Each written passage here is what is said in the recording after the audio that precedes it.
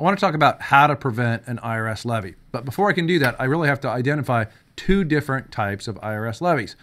The first is a wage levy or a wage garnishment, and that's, I think, what people are mostly afraid of.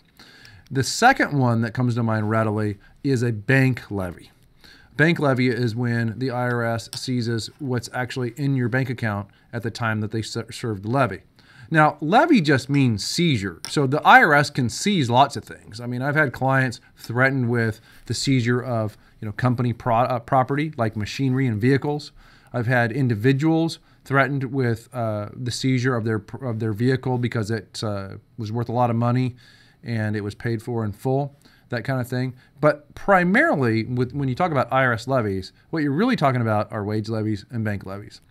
The best way to avoid a levy is to prevent a final notice of intent to levy from ever being issued. That's IRS letter 1058. Now, the IRS cannot levy you unless they issue you a letter 1058. They send it to your last known address via certified mail, and they have to wait at least 31 days before they can levy. During that time frame, the taxpayer has the right to file an appeal, and that appeal is called a request for a collection due process hearing. If the taxpayer requests the request for a collection due process hearing during that 30-day period, there is an absolute bar by the IRS with regard to those tax periods on the final notice from levying in any way, shape, or form. So, what does that mean? Well, on your letter 1058, it only applies to the periods, the tax periods on the back of the letter. So if you owe for 2000 through 2010, and your letter 1058 is for 2008, 9, and 10, then your appeal, your request for collection due process hearing, will only apply to 2008, 9, and 10. There's a pretty good chance that the IRS has already issued a letter 1058, a final notice of intent to levy, on those earlier years. And if you were to file an appeal, as a practical matter, the IRS doesn't have to refrain from levying you on those periods if they've already sent you a letter 1058 in the past. Now, what happens if you file a late request for a collection due process hearing? Well, if you file that request during up to a year from the date of the final notice, it's called an equivalent hearing. And it's called an equivalent hearing because it's the equivalent of a collection due process hearing, but it's not statutorily the same. And there's a couple minor differences. The IRS is not barred from levying the taxpayer when an equivalent hearing is filed. Typically, they don't. In fact, I've never seen a case where the IRS levied against a taxpayer when an equivalent hearing was pending, but they're not statutorily barred. The other difference is if you have a timely filed collection due process hearing request, then and it doesn't go your way, you can actually appeal it to tax court.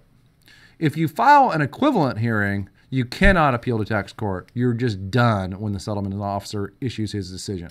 Now, there's one other primary difference, and that is that the collection statute of limitations does not run if you file a timely filed request for a collection due process hearing. Conversely, it does run if you file a request for an equivalent hearing. So, I hate to admit this. There's nothing illegal, unethical, or immoral about what I'm going to say. It's a bit sneaky, though. Sometimes, if we see that the collection statute of limitations is quite short, we'll actually wait below the 30 days and file an equivalent hearing request, say, 32 days after the date on the final notice. What does that do? Well, it typically gets us a collection hold. These CDP cases can take 6, 9, 12 months before you actually get your little hearing. And during that time, if it's an equivalent hearing, the collection statute begins to run. So we've had some cases where the collection statute actually expired while we were waiting on our equivalent hearing. I've never admitted that to anybody at the IRS, but it seems just logical to me. Now, of course, we don't do that without the client's permission and understanding, consent, and all that.